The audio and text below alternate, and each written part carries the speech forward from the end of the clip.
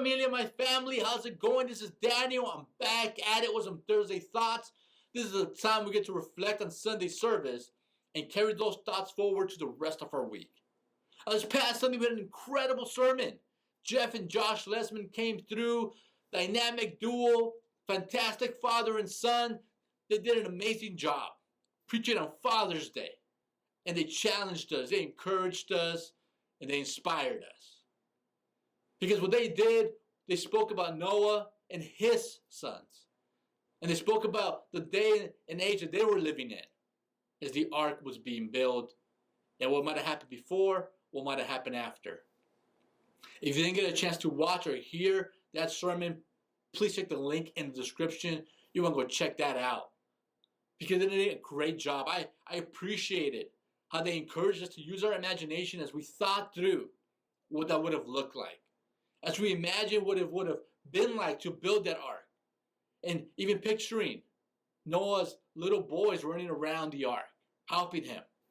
Man, how inspiring, how encouraging that was. And then later on as Josh spoke and we saw the sons and how they reacted, maybe to the way that they were brought up. How some of them reacted positively and made some great choices and others did not.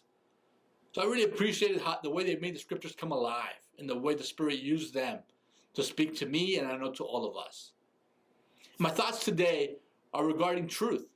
Because as they spoke and they preached, I was able to hear in Noah's life and in the life of his sons, the thread of truth. And seeing that Noah had to believe God and believe the truth that God was telling him and go on faith in acting that way. And raising the sons in that world, in that environment. And raising them with the truth. And how his sons had to listen to the truth and their response to the truth as well. Some of them reacted great, some of them not so much. I think about today, I think about Josh's point. How some of us might have resentment towards the truth. You know, truth can be funny. For some of us, it can be refreshing. For others, it can be crushing. It all really depends on our heart and our perspective. You know, there's some truths that are hard to hear. For example, I know a lot of you have heard me sing on here. You've heard me sing on stage. You've heard me perform well. But I have a truth to tell you. And that truth is that what you heard was actually not accurate. I actually sing a lot better than that. They just don't let me on stage as much, okay? So that's the truth. But some truths can be hard to hear.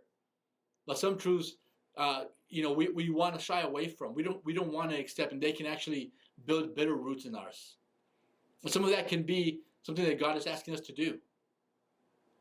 Some of that can be something that God has asked us to do in the past. There can be people in our lives that we can become embittered by because maybe they speak the truth. It can be concepts that are in the scriptures as Josh took us through different truths in the Bible. Maybe some of us are resistant against some of those things. Now, I think some of that is normal.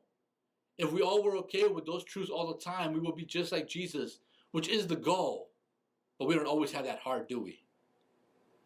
But I want to encourage us all to consider what are some of those truths that cause resentment in our hearts? What are some of those truths that maybe we have a hard time accepting? And to bring those things to God. To wrestle with God. To not just settle in that, uncomfortable and then just putting it under the rug and hiding it away. Not ever dealing with the resentment or the bitterness or the doubt. But to actually do what we're called to do, and that is to wrestle with God in those things. Those truths that are hard. Those truths that maybe have cost us some bitterness. And I want to encourage us also in that process to involve others in that. To ask others for their opinion. To ask them for their input, asking for their prayers as you're wrestling through some of those truths maybe in your own life. And I know that with God, He will lead you to a heart that's transformed and a mind that is free, that can accept the truth with joy. I know that's what I'm going to be working toward as I look at truth in the scriptures that are hard for me to sometimes fully accept. I appreciate you, and I encourage you all to have a great day today. Love you all. See you next time.